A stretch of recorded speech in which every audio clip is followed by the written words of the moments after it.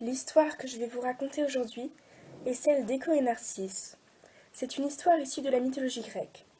Notre héroïne du jour se nomme Écho. C'est la jeune fille là-bas, vous la voyez, ou du moins vous l'entendez. Elle parle tout le temps. Ses bavardages incessants fatiguent la déesse Héra. Quand se taira-t-elle enfin? Une idée germa alors dans la tête de la déesse.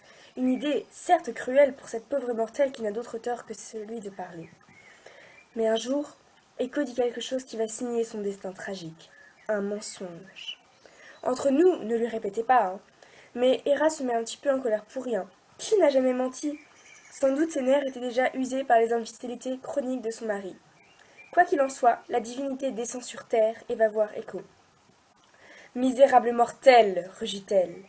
À partir de maintenant, tu ne feras plus que répéter ce que les autres te disent. En dehors de cela, ta propre parole ne me dérangera plus. Apparemment, la déesse ne travaillait pas à la SNCF, puisque la malédiction n'eut pas une minute de retard. Quand Écho voulut protester, elle ne réussit à dire que « ne me dérangera plus. » La déesse, contente d'elle, et la mortelle, terrifiée par son sort, se quittèrent. Écho ira longtemps, seule et malheureuse. Personne ne voulut plus d'elle, car sa conversation était, disons, restreinte.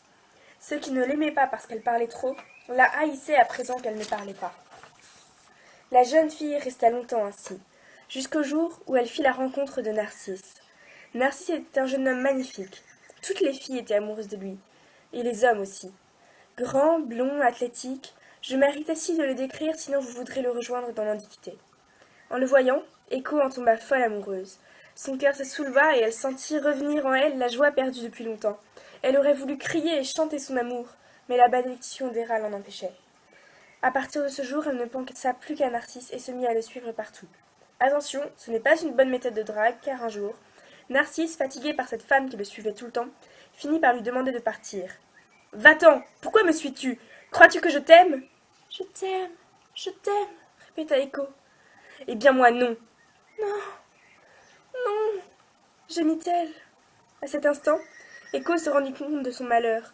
Elle n'aurait jamais le beau jeune homme. De désespoir, elle se laissa mourir. Seule sa voix subsiste encore de nos jours. Quand vous l'entendrez vous répondre, pensez à la malheureuse Écho, morte de chagrin. Mais rassurez-vous, l'histoire ne s'arrête pas là. La déesse Artémis avait assisté à la scène.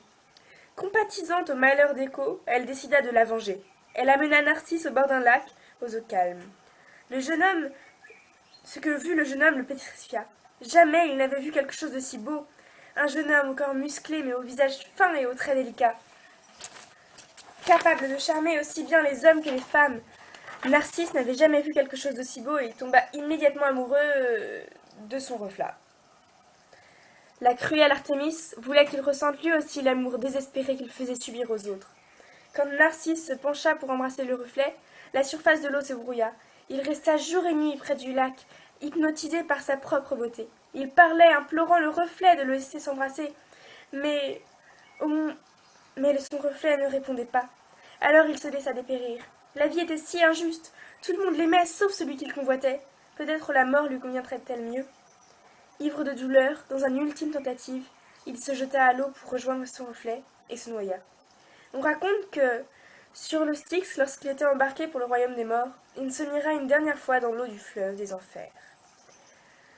Là où il est mort, à la place de son corps, pousse une magnifique fleur qui s'admire dans le lac. Et devinez son nom? La narcisse.